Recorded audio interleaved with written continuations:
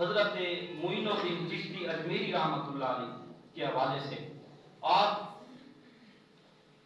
15 سال کی عمر میں حضرت ابراہیم کندوزی رحمۃ اللہ علیہ کی خدمت کی، اس خدمت کی برکت سے اللہ تعالیٰ نے اس راستے کو آسان فرما دیا۔ ہمیشہ ایک نیکی دوسری نیکی کے لیے راستے کو آسان بناتی ہے۔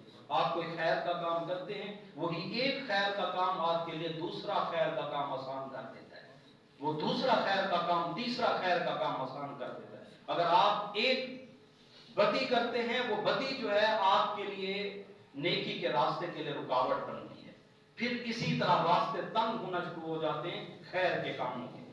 تو یہ ایک نیکی حضرت ابراہیم کندوزی رحمۃ اللہ علیہ کی ہوئی، اس کی برکت سے اللہ تعالیٰ نے آپ کو اس راہ کا مسافر بنایا۔ 20 سال حضرت خواجہ عثمان ہارونی رحمۃ اللہ علیہ کی خدمت میں رہے، علم دین، علم شریعت، علم طریقت، علم حقیقت اور معرفت کو پڑھا۔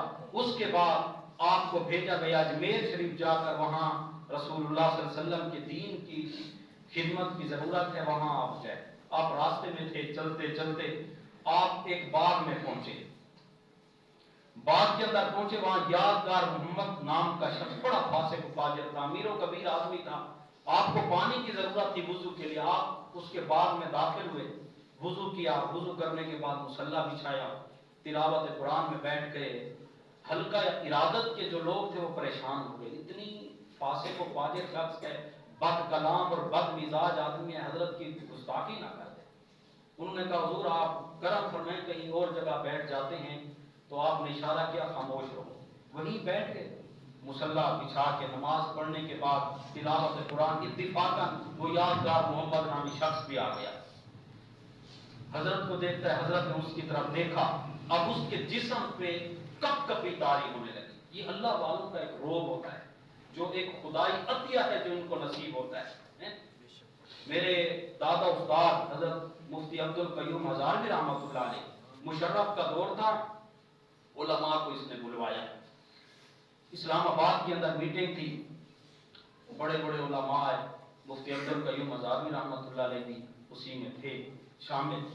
تو اس نے کچھ نا علماء پہ ہرزہ سرائی شروع کی، آپ کھڑے ہو، بالکل نحیف کمزور شخص تھے، اسی وقت کھڑے ہو گئے۔ آپ نے فرمایا تو جو بات کر رہا ہے کہ میں مدارس کو گرا دوں گا، یاد رکھ یہ مدارس در و دیوار کا نام نہیں ہے، ہم وہ فقیر لوگ ہیں درخت کے سائے میں بیٹھ کے بھی رسول اللہ کا دین پڑھائیں گے۔ بڑی جرأت کے ساتھ وہ حیران ہوا، لوگ پریشان تھے، بے وقت کے اتنی بڑے جرنیل کو اس نے یہ بات کر دی۔ آپ یہ غصے سے بات کرتے ہوئے باہر چلے آئے، کچھ لوگ واپس چلے، اور اس وقت آپ کی جیب کے اندر لاہور واپس آنے کا کرایہ موجود نہیں تھا۔ قبلہ قادر حسین رضوی رحمۃ اللہ علیہ میرے استاد ہیں، ابو داؤد شریف میں نے پڑھی، یہ جو آپ فرمایا کرتے تھے، صاحب فرماتے تھے ان کے پاس کرایہ موجود نہیں تھا، کرایہ کسی سے ادھار لے کر آپ واپس لاہور ہیں، لیکن اللہ نے ان کو جلال اور جرأت ایسی عطا فرمائی۔ تو حضرت معین الدین چشتی اجمیری رحمۃ اللہ علیہ، آپ بیٹھے، آپ نے دیکھا اس کی طرف، اس پہ کپ کپی طاری ہو گئی، جب کپ کوئی طاری ہوئی بے ہوش ہو کر گر پڑا، جب ہوش میں آتا ہے آپ نے ایک جملہ ارشاد فرمایا، توبہ کر دی عقیدہ زشتی، فارسی کے اندر جملہ فرمایا تو نے عقیدہ زشتی توبہ کر دی، اس پرانے برے عقیدے سے توبہ کی ہے تو نے، یہ جلال کے ساتھ نے جملہ صحابہ کرام کے بارے میں برا بھلا کہا کرتا تھا، اس نے زاں گزشتی جو پچھلے تیرے عقائد ان سے توبہ کی ہے، فوری کہتا حضور میں نے توبہ کر لی، توبہ کر لی۔ حضرت نے پھر بلایا، بیعت کی، حضرت کے قدموں میں گرا، اور پھر آپ نے کچھ وظائف اور معمولات دیے۔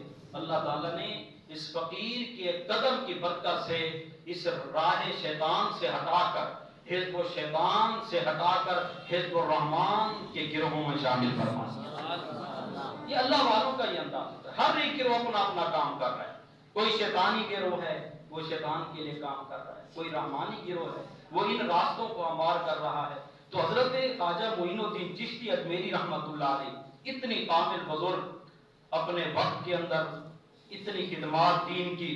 اور آپ فرمایا کرتے تھے حضرت خواجہ اجل شرازی رحمت اللہ علیہ کے بارے میں، آپ فرماتے کہ میں ان کی خدمت میں تھا، ان کی صحبت میں تھا، آپ نے وضو کیا، دوران وضو آپ نے خلال چھوڑ دیا. سنت ہے، جس طرح انسان لاپرواہی کرتا ہے، عصر کی سنتیں ہیں کوئی پوچھ تو نہیں، عشاء کی سنتیں ہیں ضروری تو نہیں ہے، وتر پڑھ لیے بس کافی ہے. انہوں نے خلال کو چھوڑ دیا. فرماتے میں موجود تھا تو آپ کو ایک آواز آئی، اور یہ آواز سننا ہر ایک کا کام نہیں ہے. میرے آقا کریم صلی اللہ علیہ وسلم پر جب وحی اترا کرتی تھی، صحابہ کرام موجود ہوتے تھے. بخاری شریف کی حدیث ہے، حضرت سیدنا صدیق اکبر رضی اللہ تعالیٰ عنہ فرماتے ہیں میں بھناہٹ کی آواز سنا کرتا تھا.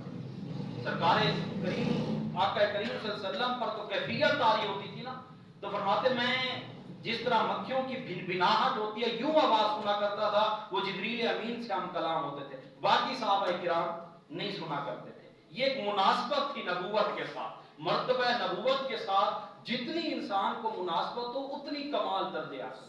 میں اس لیے کہا کرتا ہوں یہ سرکار دو عالم صلی اللہ علیہ وسلم کا فرمان العلماء ورثۃ الانبیاء، علماء انبیاء کے وارث ہیں. اور اس حدیث کے مفہوم کو سمجھنے کی کوشش بھی کریں. جس طرح انبیاء کے وارث اس معاملے میں ہیں کہ جس طرح انبیاء کی عزت اور توقیر ہوتی ہے، علماء کی بھی عزت توقیر ہے. جس طرح ان کی محبت کا حکم ہے، ان سے بھی محبت کا حکم ہے. اسی طرح علماء کو بھی یہ چاہیے کہ جس طرح انبیاء کی وراثت کے وارث ہیں، تو انبیاء کی میراث صبر بھی تھا، انبیاء کی میراث توکل بھی تھا، انبیاء کی میراث رضا بھی تھی، انبیاء کی میراث خشوع بھی تھا، انبیاء کی میراث خضوع بھی ہے، انبیاء کی میراث اطاعت رسول بھی ہے، اطاعت الہی بھی ہے. یہ ساری چیزیں انبیاء کی میراث ہیں.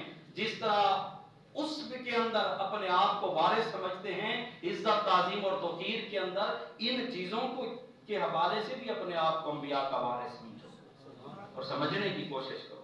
آپ فرماتے ہیں میں نے آواز سنی، وہ آواز کہتے ہیں دعوی دوستی ماں محمد می کنی. فرماتا ہے کہ تو دوستی کا دعویٰ کرتا ہے ہمارے محبوب علیہ الصلوۃ والسلام سے، دعوی دوستی محمد ماں می کنی. دعویٰ تو کرتا ہے ہمارے یار سے دوستی کا، ہمارے محبوب سے دوستی کا. او از امت او باشی، اور ان کی امت ہونے کا بھی دعویٰ کرتا ہے. سنت او را ترک دہی، ہے تو دعویٰ ان کی غلامی اور محبت کا، پھر ان کے طریقے کو بھی چھوڑتا ہے.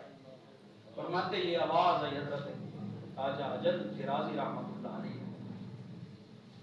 خواجہ اجل کی سنت یہ بہت بڑی نعمت ہے، اس کو معمولی نہ سمجھا کرو.